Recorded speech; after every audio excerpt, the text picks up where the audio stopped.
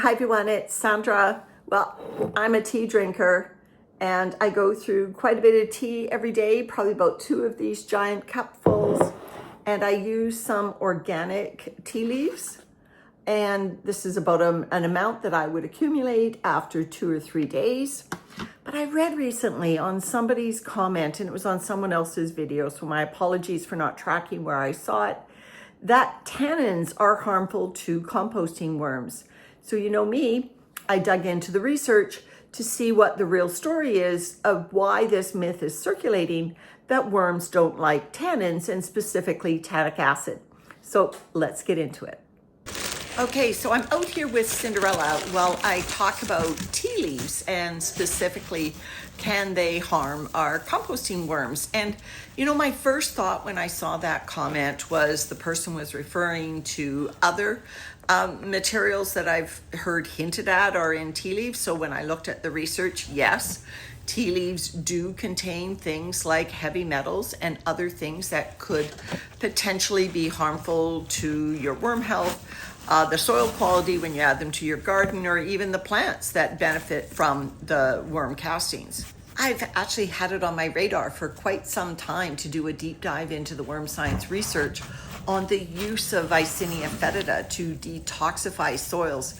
The research is plentiful about this, and it's actually pretty horrific from a worm farmer point of view, but I'll just touch on it briefly to say that yes, tea leaves do contain heavy metals. They also contain residues from pesticides and herbicides. Now, of course, this is going to depend somewhat on what region of the planet, there's Prince Charming, what region of the planet the tea leaves are grown, whether there's a lot of vehicles putting leaded gasoline fumes into the air. Actually, 80% of the lead found in tea leaves comes from car exhaust. So, you know, where you get your tea is kind of important. Whether it's organic, also important if you're interested in not only your health, but also the health of your composting worms and eventually your garden.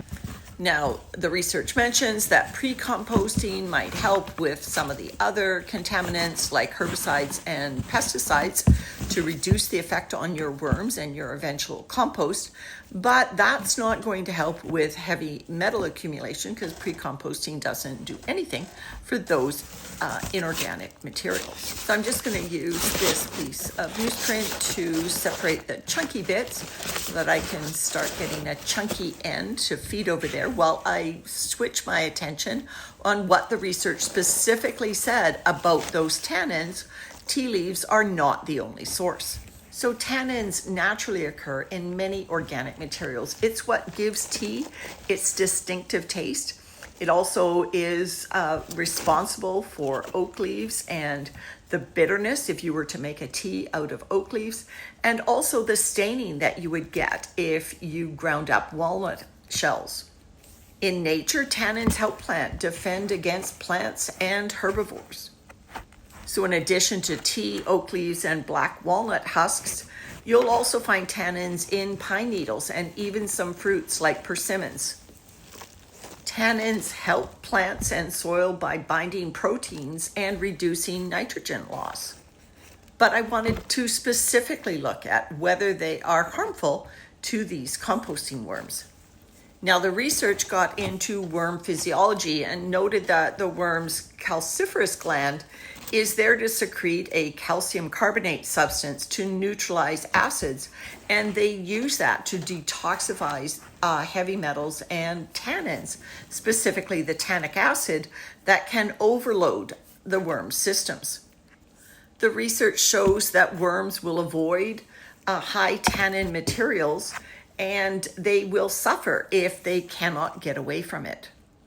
Now, of course, researchers looked at something called acute toxicity, which is really short-term lethal effects, like how much to actually kill the worms, but also the sublethal impacts of long-term exposure from the worms and any health effects on the worms themselves, and also, you know, what implications for vermicomposting high tannin materials.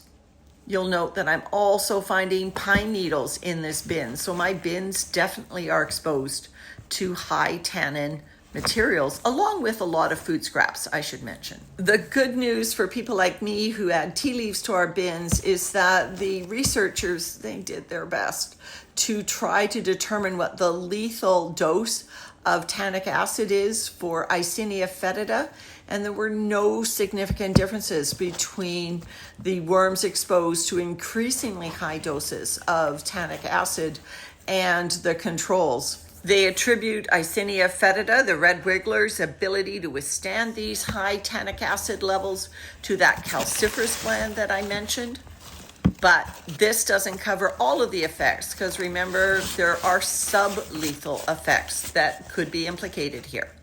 It also would be extraordinarily difficult to get the high tannic concentrations that the researchers used in their experiments in our normal worm bins or composting systems. So research looking at sublethal effects looked at the tannins. Well, it's tannin-like substances found in eucalyptus leaves.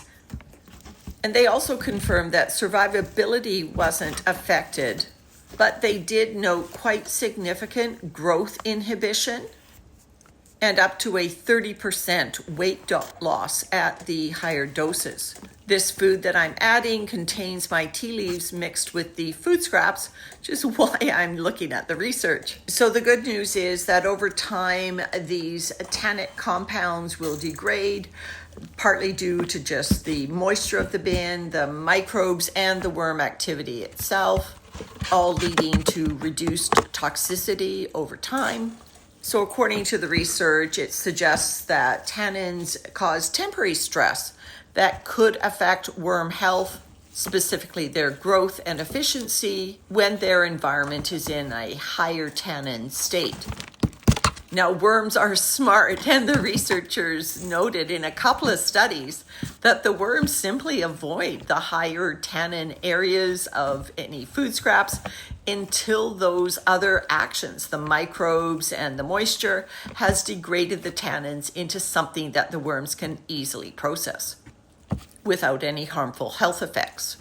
Again, in the artificial experimental environments of research, they noted that if you kept worms in a consistently high tannic environment, they would reduce their cocoon production over time, and the cocoons would not be as successful. So what are my takeaways from the research? Well, obviously, don't use tea leaves, organic or otherwise, as your sole source of bedding or food for the worms.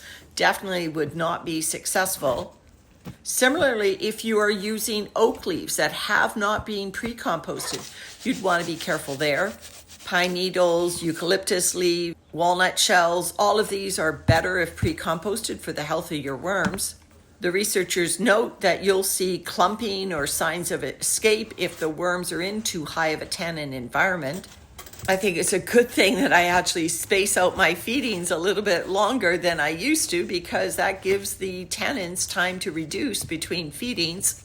But it has got me considering whether I'll add my tea leaves to my compost bins rather than my worm bins going forward. I'm just giving Cinderella a nice moist topping here, so because we're still in our summer temperatures. Thanks for watching, everyone. Bye for now.